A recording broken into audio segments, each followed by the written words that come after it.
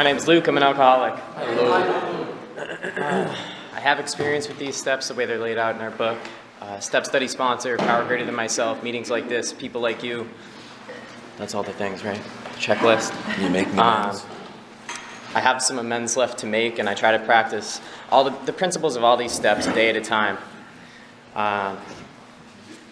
It's a real honor to be here this morning, speaking on the second part of 12, wrapping up a cycle. Today's winter solstice. I feel a lot of really high energy this time of year, both in the light sense and in the sense that the holidays are here. There's struggles that we have, and I just feel really blessed and grateful to have had the experience that I've had with this, and to have people to share it with. Not share it with speak, but to literally share it with. And I don't know where I would be. I do know that I would not be on a Saturday morning at 10 o'clock sitting at an AA meeting speaking if I didn't have this. And if I didn't have these principles to work in my life. So the second part of 12, it's a little confusing here because the chapter is working with others, and the second part of 12 is practicing these principles in all our affairs. It's so tempting to just stick to the reading, but what I want to try to do is talk about these principles and how that I work them in my life. And I often questioned when I was coming around and first reading this stuff, what principles are these people talking about? Specifically, because I'm a type of person that I need you to seriously show me exactly what you mean when you say things. My sponsor had some work to do with me. I had so many questions, but I ended up going to a step study meeting in Bolton early on, and they have a list of principles. Marlboro has it too. I haven't seen it anywhere else, but the list it's 12, and it's honesty, hope, faith, courage, integrity, willingness, humility, love, discipline, perseverance, awareness, and service. And those are the principles. Thank you for clapping. In speaking at these meetings, I see patterns in what steps I get asked to speak on, and this is one that I've spoken on 4 times. Bolton this week, I was speaking on the first part of 12. Sorry if anyone was at that meeting. I'm going to share a little bit of similar stuff tonight. So not knowing what step I was on this morning, somewhere in me I'm kind of it's probably the second part of 12. It usually is. I don't know if anyone else has experiences like that. But that's cool stuff. To think that I could be somebody today that someone else might consider asking to speak at a meeting on something like this, it's really important to me. This is sacred to me. Working with others is sacred to me. Sponsorship on both ends, being a sponsee and being a sponsor, is sacred. And the only way that I can do it successfully is to do the work that came before this step. And by doing that, those principles that I listed off became a part of my life. I didn't know that it was happening while it was happening. But today, this is just, it's almost like there aren't numbers on the steps anymore, and I don't have to think consciously about how I'm going to behave, because those principles I listed off are just the way that I do things now. Does that make sense? Those principles and this work are essentially what I was looking for my whole life, and I thought I found it in drugs and alcohol, right? Because I grew up a certain way, and as I grew up, I found out that who I was and the way that I felt and the way I behaved, it was all wrong. I really didn't match society or the kids around me or my family members. We hear the term black sheep, and that was me and my mother of our family, and I just felt very wrong, and I hated myself for it, and I didn't know how to behave a different way. So drugs and alcohol gave me like a spiritual experience, like a profound alteration in my reaction to life. Seriously.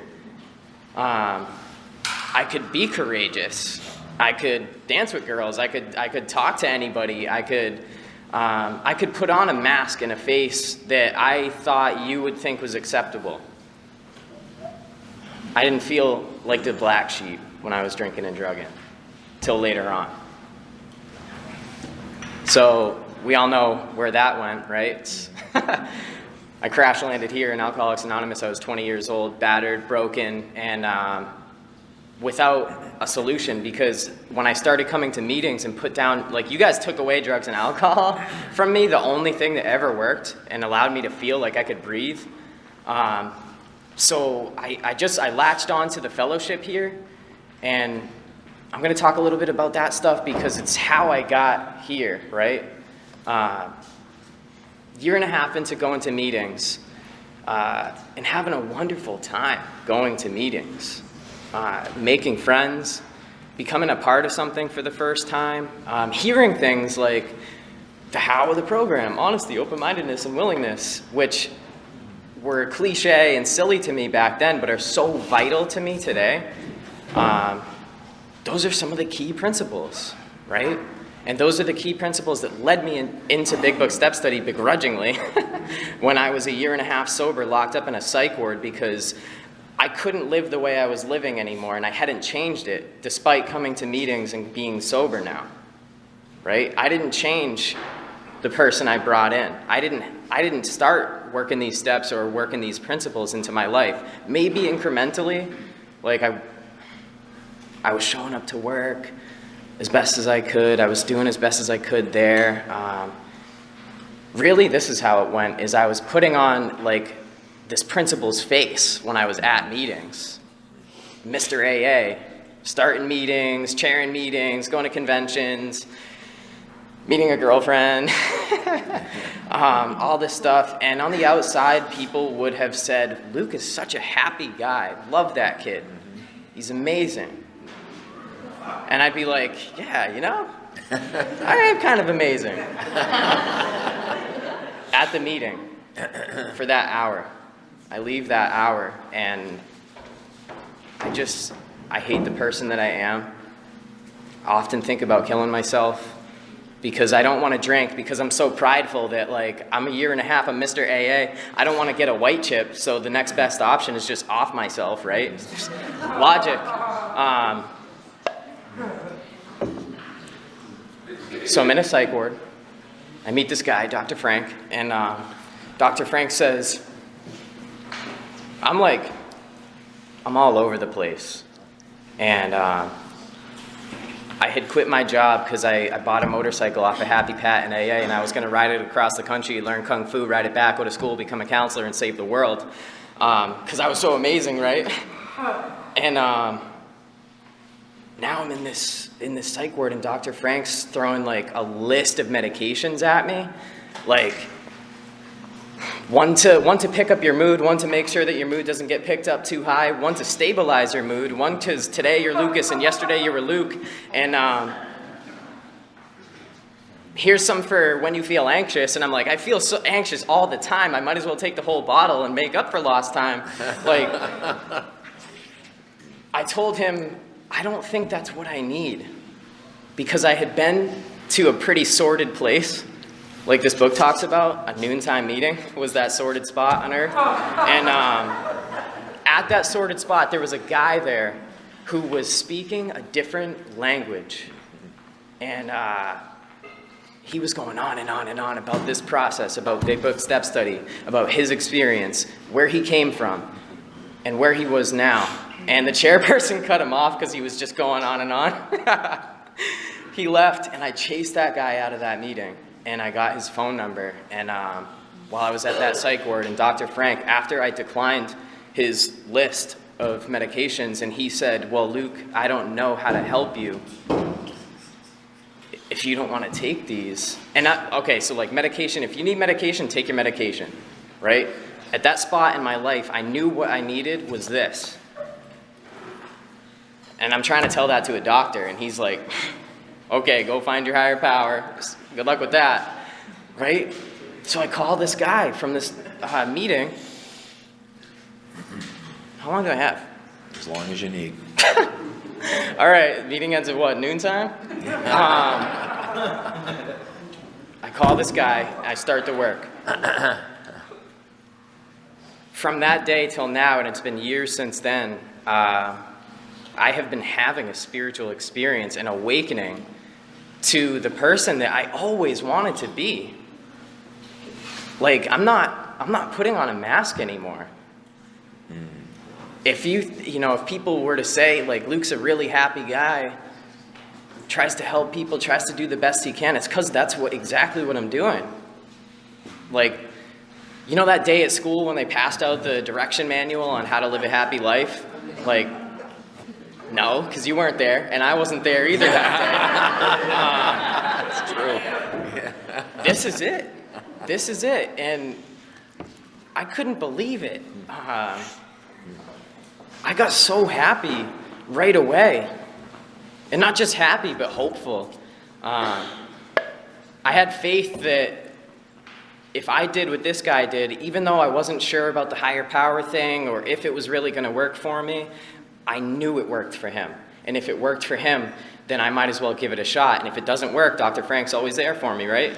Yeah. So years go by, and a lot has changed dramatically. The way I deal with life, because life still happens, is through this. And I've had a lot of good experiences doing that. I never got the motorcycle running. Things between me and the girl ended up dissolving. But I did end up becoming a counselor and working in the field. Mm-hmm.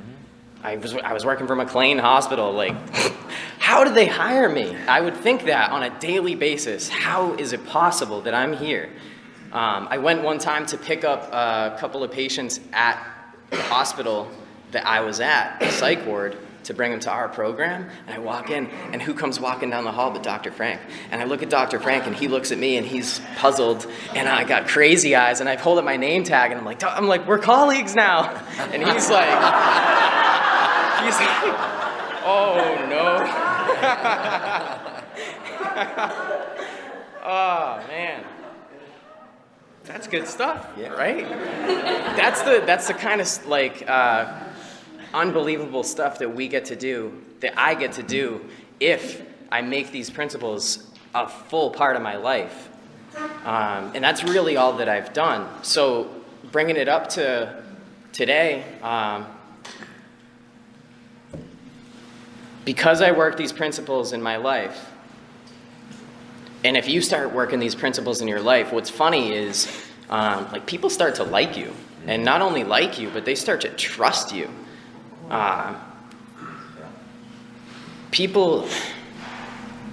So in trying to get that motorcycle running, I met some people. A mechanic at the shop, I've known her for a couple of years now, and I'm very open with being sober and going to AA. I just don't hide it from anybody, because I don't know, my job is to be at the place where I may be of maximum service to God and to my fellows, and I never know who that's going to be, so I just throw it out there. 2 years later, this is 2 weeks ago, this person calls me and is a wreck. I can't stop drinking. I don't know what I'm going to do. And I live a busy life. I run my own business. I go to a lot of meetings. I work with a few guys. And when I get a call like that, I drop everything, because there's nothing more important to me than being there for a person that needs to this is her first time coming to AA ever. So I drive out to Brattleboro, and I looked up a meeting. I go, meet me here. We go to the meeting. It's a pretty sordid spot, rough meeting. But there was a girl at the meeting who was talking our language. And I'm like, she was young, about the same age as Bailey. And I'm like, this is our girl. So at the end of the meeting, I go up to her and go, Ruth, nice to meet you. This is Bailey. Bailey, this is Ruth. And I walk away. And sometimes that's all you got to do. Weeks later, Wednesday, I get a text after my meeting. Hey, Luke, I met up with that girl Ruth, and we went to a women's meeting, and it was amazing. And I'm like, wow, look at you. And she says, this AA stuff is what's gonna save my life. And I'm like, oh my God. Like, all I had to do was bring somebody to a meeting and let them meet somebody else and let God and the program do the rest, like it did for me, right? Another kid I grew up with, like Angel heard me share about this the other night, but it's just, I can't even believe what's happening right now. First drink together, kicked out of school together, drugs, arrests, everything together with this kid. He's my brother. And when I was 20, I got here. And when he was 20, he found other substances that he would run with for the next, it's been 8 years now. And it's been a really rough ride for him. During this rough ride, I've just been here, right? And when he's in enough pain, he asked me to bring him to a meeting. I brought him to a meeting, like he's nodding out and going into the bathroom to do God knows what, right? But I just have been consistent. That's something I never was before. I'm consistent, and he knows that. He knows, like, he's got a person and a place to go to. So I'm bringing this all up because Thanksgiving, I get a phone call. I hadn't heard from him in 6 months. He could have been dead. I just came to a place where, like, I had to accept that. Like, this might be what happens to this person who I love so much. But I had to detach. I wouldn't be able to do that without these principles. Anyways, Thanksgiving, get a phone call. Hey, what are you doing? I'm in a program, dude. Tomorrow's my 30 days. Wow. I'm like, what? 30 days? Not only that, but we've been talking every day now. Wednesday, same day I got the text from the other girl, I'm at his parents' house visiting with them because I've been a part of their journey too in this and being there for their son who's died in their house 3 times, who's put them through literal hell. Who I used to put them through literal hell too, and I'm in their house and they're asking me for help. That's absurd. That's like, you don't get that without doing this, at least from what I've seen. His dad's, this is a man that I have never seen show any sign of emotion other than anger because me and his son did something stupid.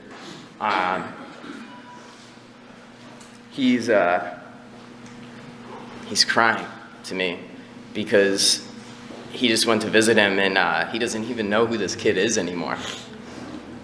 After 30 days of sobriety, this kid is changing.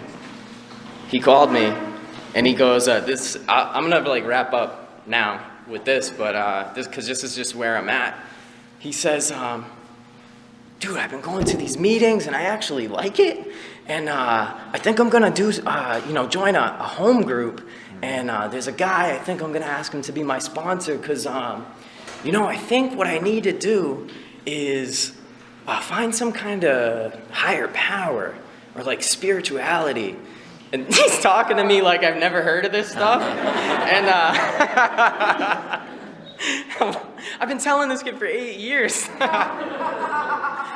But I don't say that. I just let him he's having his experience. Mm-hmm. And I am blown away by, like, I take it for granted sometimes how well this program works if we let it. Mm-hmm. Those are the kinds of miracles that I get to see now and be a part of.